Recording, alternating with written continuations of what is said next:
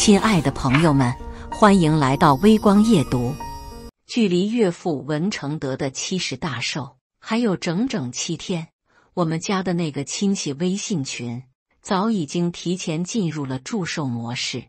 最先引爆氣氛的是妻子的堂叔文安邦，他在群裡發了一組照片，9宮格，每一張都拍得極有格調。照片的主角是一套色澤溫潤、造型古樸的紫砂茶具，文安邦配的文字也顯得格外雲淡風輕。給老爺子淘換的一套小玩意兒，不值什麼錢，就是圖個心意，祝他老人家福如東海，壽比南山。話雖說得客氣，但識貨的親戚立馬就在下面科普了：安邦哥太謙虛了，這可是大師手做的10瓢壺，沒個5位數拿不下來吧？何止啊！你看那泥料，頂級的紫泥，有價無市。一時間，群裡全是恭維和讚嘆的聲音，像是無數只看不見的手在屏幕後面瘋狂地點讚。文安邦半推半就地回應着，字裡行間都透着一股不動聲色的優越感。他成功地為這次壽宴的禮物定下了一個很高的調子。妻子文佳把手機遞給我看，臉上寫滿了焦慮。玉貞，你看看，堂叔一上來就搞這麼大陣仗，我們送什麼才好？他滑動着屏幕，那些誇讚的文字像針一樣，刺得他坐立不安。我看了看，要不咱們買個全自動的按摩椅吧？爸媽年紀大了，用得上。我搖了搖頭，去年小姨子不是剛送過一個嗎？功能都差不多，放家裡還占地方。文佳皺了皺眉，又提出了第2個方案。那要不我們去金店打一個金壽桃，又保值，寓意又好，擺在家裡也氣派。我再次搖了搖頭，語氣很溫和，但態度很堅決。爸的性格你還不知道嗎？他最不喜歡這些金燦燦的東西，總覺得是暴發戶才喜歡的玩意兒。岳父文成德一輩子都在和鋼筋水泥打交道，他是個退休快10年的橋樑工程師，嚴謹、務實，不尚浮華。他的家裡連一件像樣的紅木家具都沒有，書房裡掛着的不是什麼名家字畫，而是他年輕時參與設計的幾座大橋的結構圖紙。那些縱橫交錯的線條，在他眼裡比任何藝術品都美。這也不行，那也不行，那你說怎麼辦？文佳的語氣裡帶上了一絲煩躁。他把手機往沙發上一扔，總不能真就封個大紅包吧？那也太俗了。堂叔他們肯定得在背後笑話我們。我能理解他的壓力，在這樣的大家族裡，人情往來就像一張密不透風的網，每一次的紅白喜事都是一場暗流湧動的實力展演。送的禮物不僅僅是一份心意，更是自家面子和地位的象徵。我沒有立刻回答他，只是靜靜地倒了一杯溫水，遞到他手裡。我的腦海裡卻浮現出半個月前和岳父的一次閒聊。那天下午，陽光正好，我和岳父在陽台上喝茶。他看着窗外遠處，城市裡一座新落成的斜拉跨海大橋，眼神裡有幾分感慨，也有幾分落寞。現在的橋啊，越修越漂亮，技術也越來越先進了。岳父抿了一口茶，緩緩說道：可我這心裡還是記掛着我修的第1座橋。他的思緒仿佛飄回了很久以前，那時候我才30出頭，被分到下游老家的渡江大橋項目組，當個技術員，條件苦啊，沒日沒夜地泡在工地上，住在江邊的油毛氈棚子裡，夏天蚊子能把人抬走，冬天江風吹得骨頭疼。他說起這些的時候，眼睛裡卻閃爍着一種異樣的光彩，那是一種屬於奮鬥者獨有的光芒。我記得最清楚的就是在打1號橋墩基礎的時候，挖到江底深處，碰到了一層特別堅硬的卵石層。那石頭跟別處的都不一樣，青黑色的，質地特別密實，敲上去聲音都發悶。當時為了確保萬無一失，我們還特地挑了幾塊，送到省城的實驗室去做抗壓測試。結果出來，所有人都驚了，那強度比當時最好的標號混凝土都高出一大截。他笑着，臉上的皺紋都舒展開了。從那時候起，我這心裡就踏實了。我知道有這些石頭做底，這座橋100年也塌不了。那天的聊天，他反覆提到了那種青黑色的卵石，那不僅僅是一塊石頭，那是他職業生涯的起點，是他青春和汗水的見證，是他心裡最堅實的一塊基石。一個念頭如同閃電般劃過我的腦海，對，就是他了，文佳。我轉過頭，認真地看着我的妻子。禮物的事情，你別操心了，交給我吧，我保證會給爸一份他最喜歡的禮物。他看着我篤定的眼神，半信半疑地點了點頭。我沒有告訴他我的計劃，因為這個計劃聽起來確實有些離經叛道。週末，我跟公司請了1天假，瞞着妻子說要去臨市參加一個行業交流會。實際上，我獨自一人開着車，踏上了返回幾百公里外老家的路。車子在高速公路上飛馳，我的心裡卻異常平靜。導航的終點，我設置在了那個熟悉又陌生的名字——渡江大橋。3個多小時後，那座雄偉的大橋出現在了我的視野裡。它靜靜地橫跨在寬闊的江面上，橋身上的斑駁痕跡訴說着30多年的風雨滄桑。與城市裡那些日新月異的建築相比，它顯得有些樸實，甚至有些陳舊。但在我眼中，它卻散發着一種厚重的、值得信賴的氣質。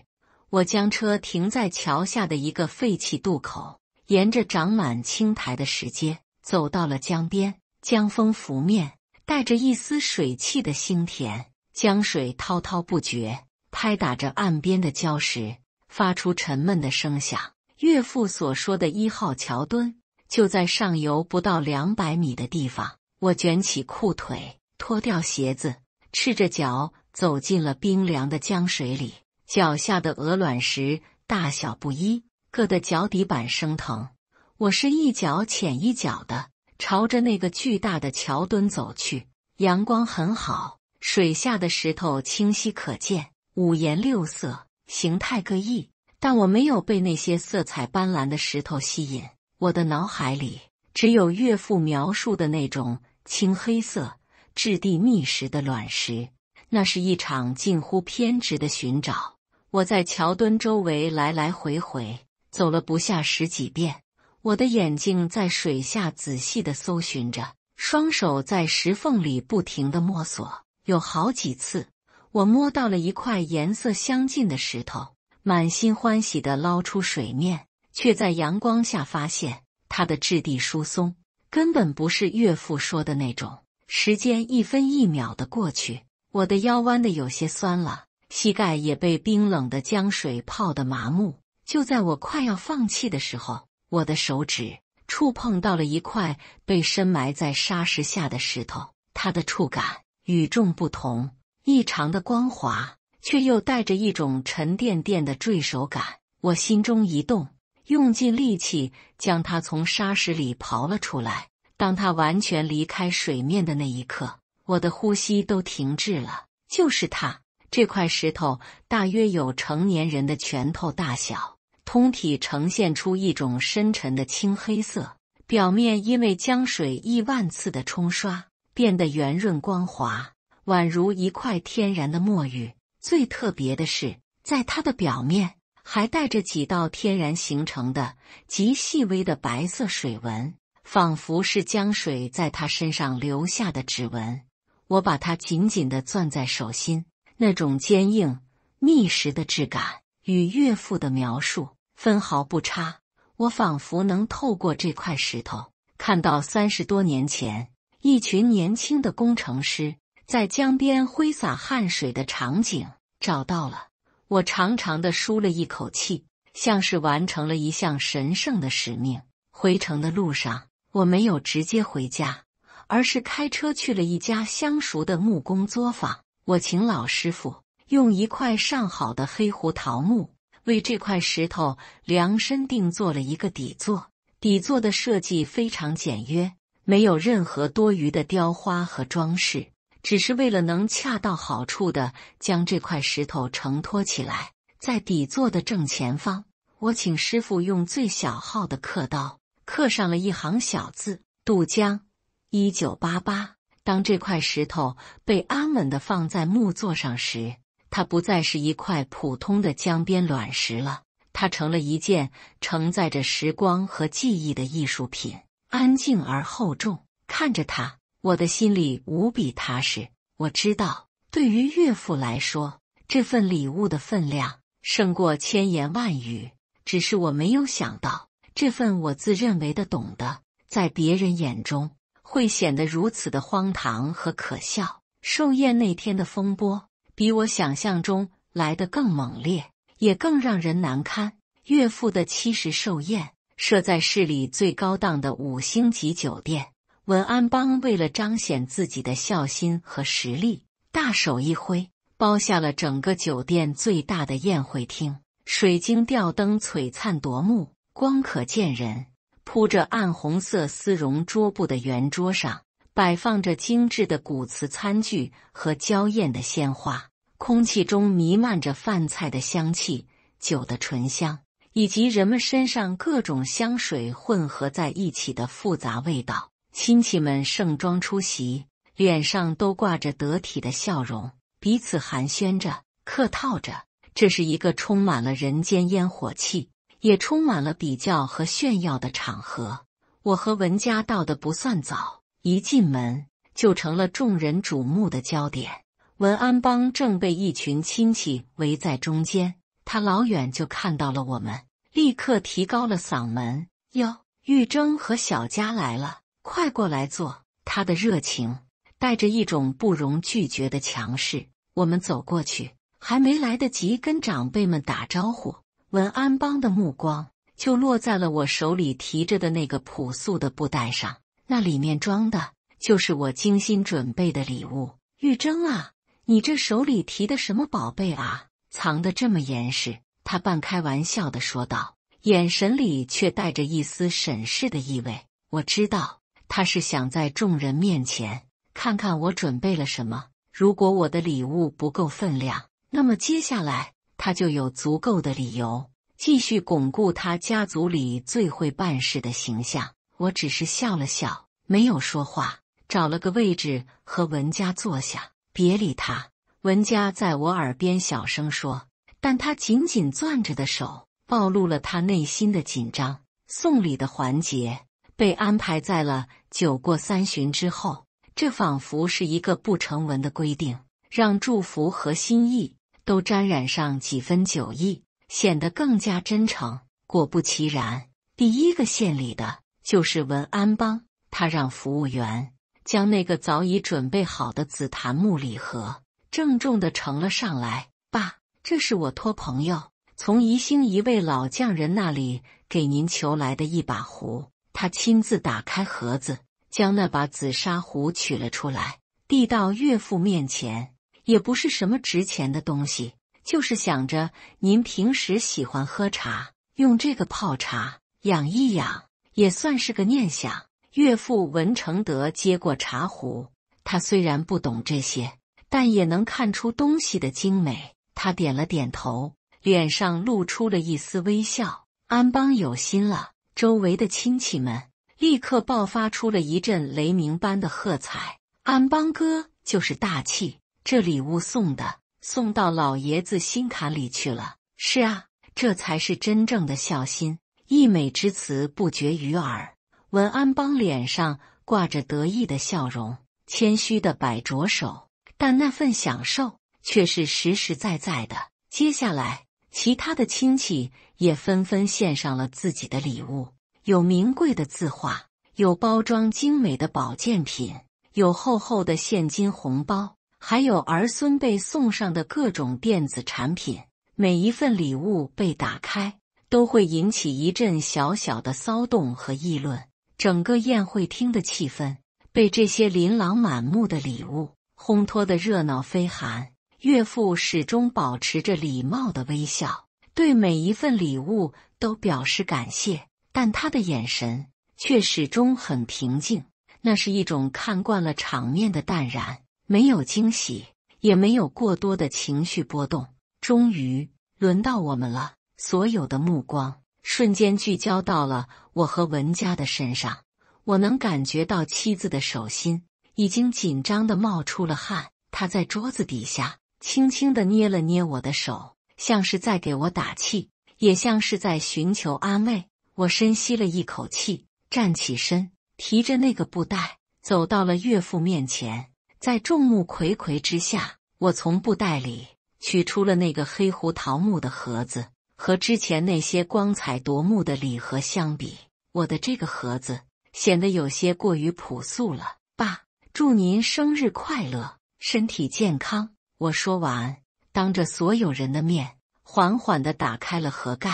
那一瞬間，整個宴會廳的喧鬧仿佛被按下了暫停鍵，所有人都伸長了脖子，好奇地望着那個小小的木盒。當他們看清楚盒子裡裝的東西時，那種好奇瞬間變成了錯愕，然後是茫然，最後是難以置信。盒子裡一塊青黑色的石頭安安靜靜地躺在木座上，沒有珠光寶氣，沒有精雕細琢，它就是一塊石頭，一塊看起來在任何一條江邊都能隨手撿到的石頭。死一般的寂靜持續了大概3秒鐘，然後撲哧一聲，第一個笑聲響了起來，是文安邦。他像是聽到了什麼天大的笑話一樣，笑得前俯後仰，連手裡的酒杯都差點沒拿穩。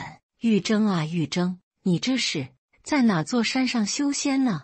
練了一塊點石成金的法寶回來。他的聲音尖銳而刻薄，充滿了毫不掩飾的嘲諷。知道叔叔伯伯們送的都是些俗物，你這可真是返璞歸真，別致，太別致了。他的笑聲像一個信號彈，瞬間引爆了全場。親戚們壓抑着的議論聲像是潮水一般湧了過來。我的天，真的是一塊石頭啊！我還以為我看錯了，這是什麼意思呀？送塊石頭，是說老爺子身體硬朗，還是說他脾氣硬啊？一個尖酸的婦人聲音響起，我看啊，8成是手頭緊，不好意思說，就想了這麼個花招，糊弄一下得了。另一個人馬上附和道，可不是嗎？現在的年輕人心思都活絡得很，就是不用在正道上。小家也是，怎麼也不幫忙把關，這傳出去不是讓人笑話我們文家沒規矩嗎？這些話像一把把淬了毒的飛刀，刀刀都扎在我和文家的心上。我能感覺到我的臉頰在發燙，血液直往頭頂上湧。我緊緊地攥着拳頭，指甲都快要嵌進肉裡。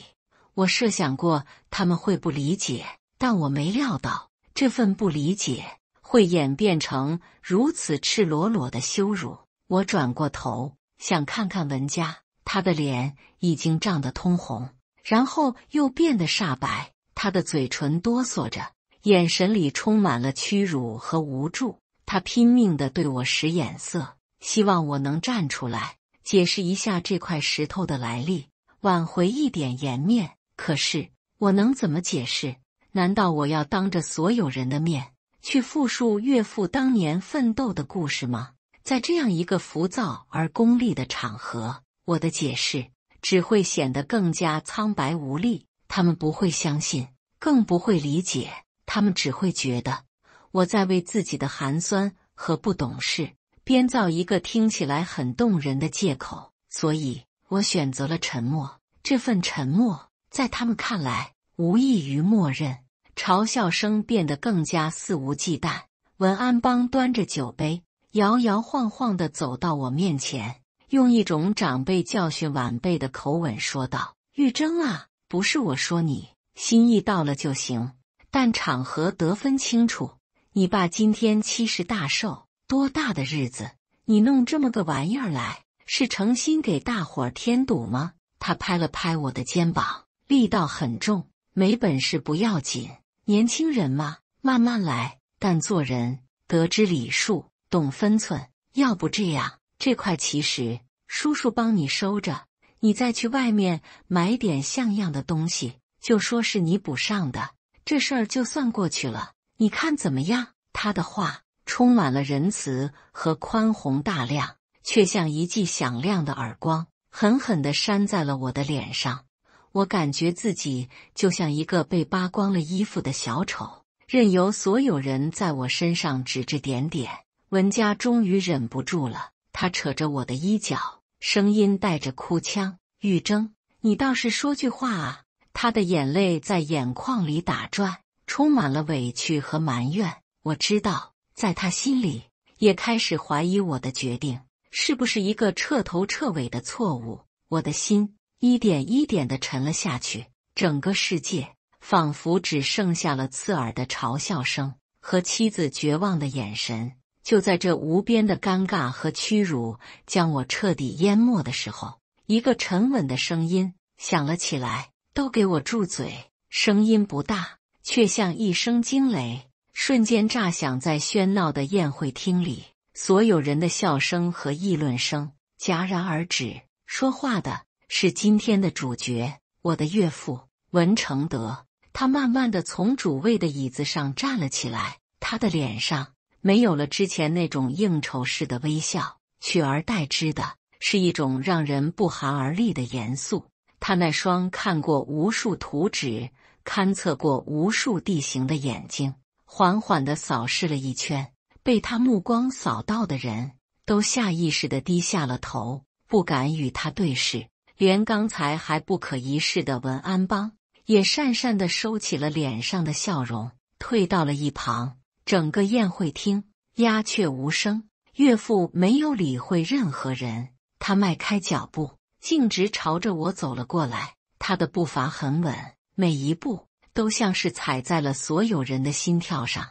文佳緊張地屏住了呼吸，他下意識地把我往身後拉了拉，以為父親要當众發火訓斥我。親戚們的臉上都露出了看好戲的神情，他們都在等着這位一向嚴厲的老爺子如何處置這個不懂事的女婿。然而，岳父接下來的舉動卻讓所有人都大跌眼鏡。他走到我面前，沒有看我，也沒有看任何人，他的目光從始至終都牢牢地鎖定在那塊石頭上。他伸出那雙布滿老繭，因為常年握筆而有些變形的手，小心翼翼地將那塊石頭連同底座一起捧了起來。他從上衣口袋裡摸出了一副老花鏡，戴上，然後他把那塊石头湊到眼前，仔仔細細地端詳起來。他的眼神專注得像是在審閱一張最重要的工程圖紙。他用粗糙的指腹一遍又一遍地摩挲着石頭光滑的表面，感受着它的質感和溫度。他的眉頭時而緊鎖，像是在辨認着什麼；時而舒展，像是在確認着什麼。時間仿佛在這一刻凝固了，所有人都屏住呼吸，看着這位奇怪的老人和他手中那塊更奇怪的石头。沒人知道他在看什麼，也沒人知道他想幹什麼。突然，他的手停在了石头表面那幾道天然的白色水紋上，他的身體微微地顫抖了一下，他的眼神從最初的疑惑慢慢變成了震驚，然後是狂喜，最後那雙飽經風霜的眼睛裡竟然泛起了一層薄薄的水霧。就在所有人都以為他要說些什麼，或者做些什麼來結束這場鬧劇的時候，岳父突然抬起頭，臉上綻放出了一種發自內心的，如同孩童般燦爛的笑容。那笑容驅散了他臉上所有的嚴肅和陰霾，明亮的讓人晃眼。他沒有對任何人解釋一句，只是轉過身，重重地拍了拍我的肩膀，然後舉起手中的石頭，對着滿堂賓客，用一種無比洪亮，甚至帶着一絲哽咽的聲音：“好，好啊，這塊石頭比他們送的那些金山銀山加起來都要金貴。”說完，他仰起頭，發出了一陣暢快淋漓的大笑，笑聲在巨大的宴會廳裡回盪着，震得所有人的耳朵都嗡嗡作響。而那些剛才還在嘲笑我的人，此刻臉上的表情像是集體被冰凍住了一樣，他們的笑容僵在嘴角，眼神裡充滿了無法理解的困惑與震驚。文安邦張着嘴，手裡的酒杯都忘了放下，那副表情滑稽得像一尊蠟像。妻子文佳也徹底愣住了，她呆呆地看着自己的父親，又看了看我，完全不明白這驚天動地的大反轉究竟是如何發生的。一塊普普通通的江邊石頭，為什麼能讓一向喜怒不形於色的父親如此失態？為什麼能讓他說出比金山銀山還要金貴的話？這塊石頭背後到底隱藏着什麼天大的秘密？他和父親之間究竟有着怎樣一段不為人知的故事？所有的答案都在父親那酣暢的笑聲裡成了一個巨大的謎團。壽宴在一種極為詭異的氣氛中結束了，親戚們心事重重地散去，臨走前看我的眼神都變得複雜起來，從鄙夷變成了探究和敬畏。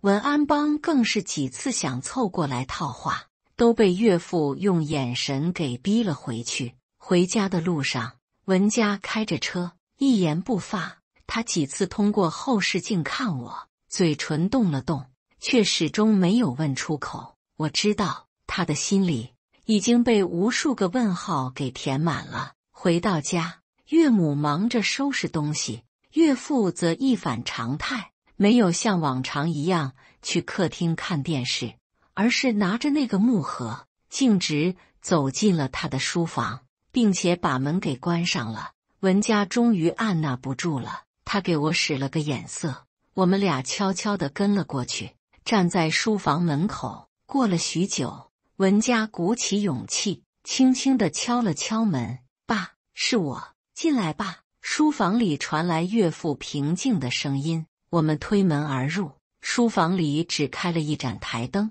光線昏黃而溫暖。岳父正坐在他的書桌前，那塊青黑色的石頭被他小心翼翼地擺放在了書桌最顯眼的位置，就在他最常用的那個筆筒旁邊。他正戴着老花鏡，用一塊柔軟的絨布輕輕地擦拭着石頭上的水漬，動作溫柔的像是在撫摸一件絕世珍寶。爸，您……文佳猶豫着開口，卻不知道該從何問起。岳父抬起頭，摘下眼鏡，示意我們在對面的椅子上坐下。你們倆是不是都覺得很奇怪？他指了指那塊石頭，笑着問道。我和文佳都下意識地點了點頭。爸，這到底是怎麼回事？這塊石頭，文佳急切地問。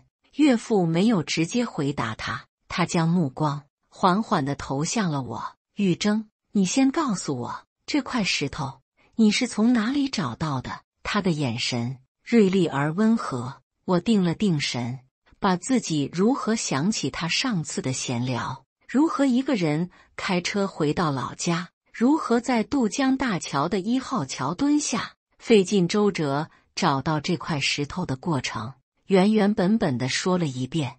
我講得很平淡，沒有添加任何渲染和誇張。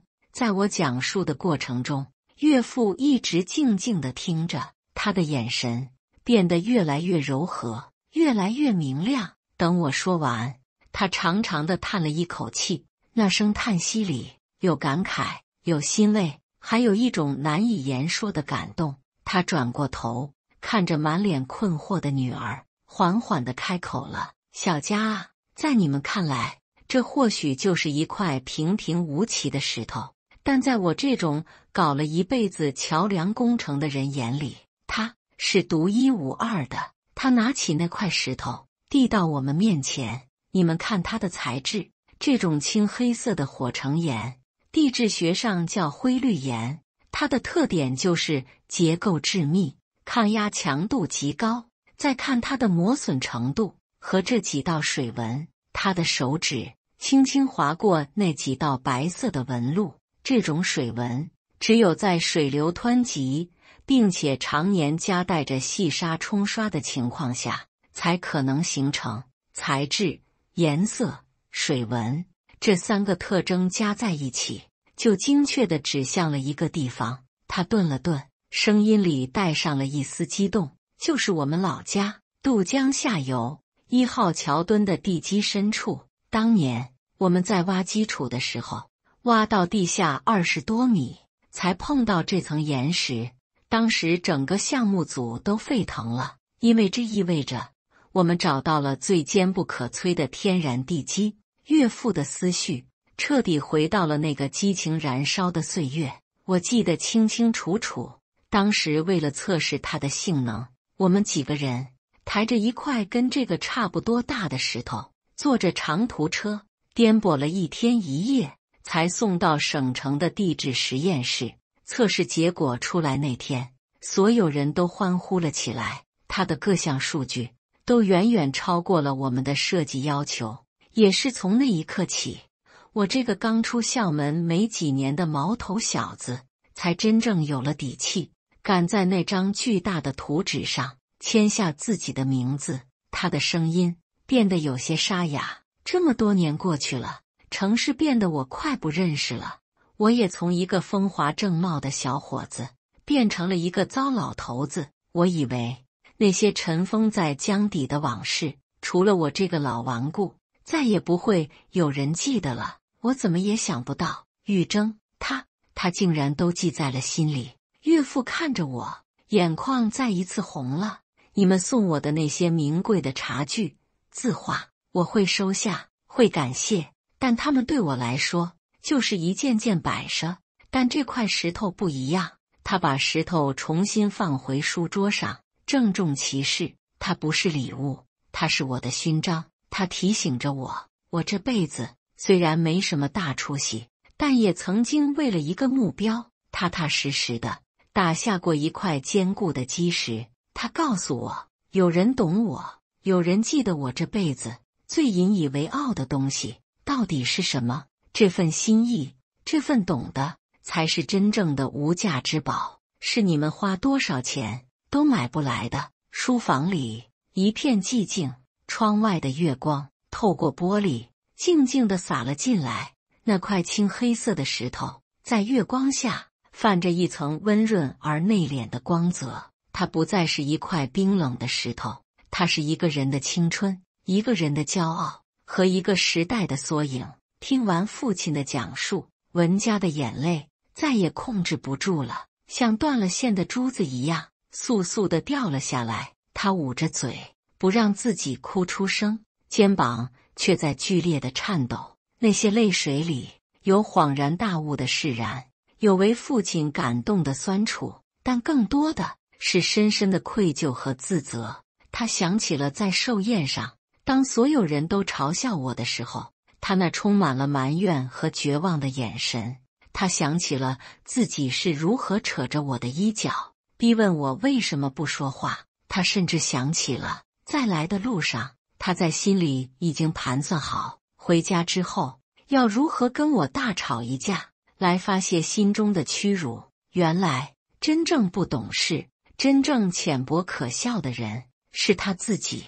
他只看到了禮物的面子，卻完全沒有去想過父親真正需要的裡子到底是什麼。他這個當女兒的，竟然還不如一個女婿更懂得自己父親的心。玉錚，对不起。他轉過身看着我，聲音哽咽，話都說不完整。我真的，我不知道。我伸出手輕輕地將他攬入懷中，拍着他的後背。沒關係，都過去了。我能理解他的感受。生活在一個人情社會裡，我們每個人都很難完全擺脫世俗眼光的綁架，為面子所累是常態，更是無奈。而我只是比他多了一份幸運，多了一份願意跳出這種綁架，去傾聽和觀察的心思。岳父看着我們，欣慰地笑了。他站起身，從書櫃的最頂層搬下來一個積了灰的相冊，他吹掉上面的灰塵，緩緩地翻開。相冊裡都是一些已經泛黃的黑白照片。他翻到其中一頁，指着一張照片給我們看，那是一張大合影，背景就是正在施工中的渡江大橋，幾十個年輕的笑臉意氣風發地擠在一個鏡頭裡。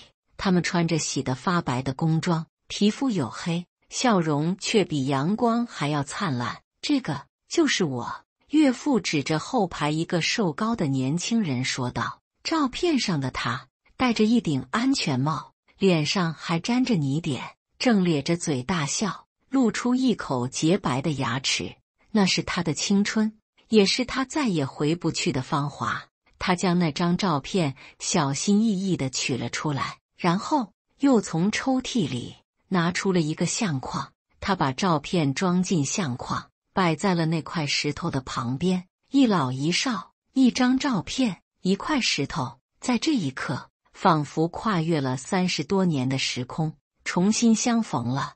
那些在壽宴上嘲笑我的親戚們，或許永遠也不會明白這塊石頭的真正價值。文安邦回到家，可能會百思不得其解，甚至會發動他所有的人脈，去打聽那是不是一塊被埋沒的天外隕石，或者是什麼稀有的玉石品種。他們會在自己的那個圈子裡繼續着下一場關於物質和面子的攀比。他們的世界熱鬧而喧囂，卻也空洞而貧乏。他們永遠也無法體會到今晚在這個安靜的書房裡所發生的這一切。一塊普通的石頭如何像一把鑰匙，打開了一位老人塵封已久的記憶之門。一份用心的懂得，如何像一股暖流，連接了兩代人最深沉的情感。這是一種精神層面的共鳴，是一種超越了血緣和物質的靈魂契合。岳父沒有再多說什麼，千言萬語都已在那塊石頭、那張照片裡。他走到房間一角，從他的那個小茶櫃裡取出一罐他平時都捨不得喝的陳年普洱。他親手燒水、洗茶、泡茶，動作行雲流水，充滿了鄭重的儀式感。他將第一泡茶倒進了我的杯子裡，琥珀色的茶湯散發着醇厚的沉香。嘗嘗，他說。我端起茶杯，輕輕地抿了一口，茶香在口中彌漫開來，溫潤而綿長，直抵心底。我明白，從今晚開始，我和岳父之間已經建立起了一種超越了普通翁婿關係的更深層次的連結。那是一種知己般的默契。我不需要再用華麗的語言去證明自己，也不需要再用昂貴的禮物去粉飾門面，因為他已經知道我懂他，這就夠了。後來，那塊石頭就一直被擺在岳父書房最顯眼的位置。每一個來家裡做客的人都會好奇地問起他的來歷。岳父從不詳細解釋，他總是笑着，用一句很簡單的話來回答：這是我女婿送的，我這輩子收到的最好的禮物。他的語氣裡充滿了驕傲和自豪。而每當這時，那些曾經在壽宴上對我們冷嘲熱諷的親戚，臉上都會露出尷尬而又羨慕的神情。他們或許還是不明白，但這已經不重要了，因為我和妻子都深刻地理解到，真正的孝順從來都不是用金錢來衡量的。它不是一場為了滿足虛榮心的攀比競賽，它是在平淡的歲月裡你願意花心思去傾聽一個老人的嘮叨，是你願意花時間去理解他內心深處那些不曾與人言說的驕傲和遺憾，是你願意穿越時光的洪流，為他尋回一片早已被他遺忘在過去的記憶的碎片。懂得永遠比給予更顯珍貴。這塊來自渡江之底的石頭，也成為了我們家一個永恆的溫暖的秘密，無聲地傳承着這個最樸素也最深刻的道理。感謝大家的觀看，本期故事精彩嗎？歡迎大家在下方評論區吐槽。如果你喜歡這類故事，記得點擊訂閱微光夜讀，並分享給更多的人，這會對我幫助很大。再次感謝大家的觀看。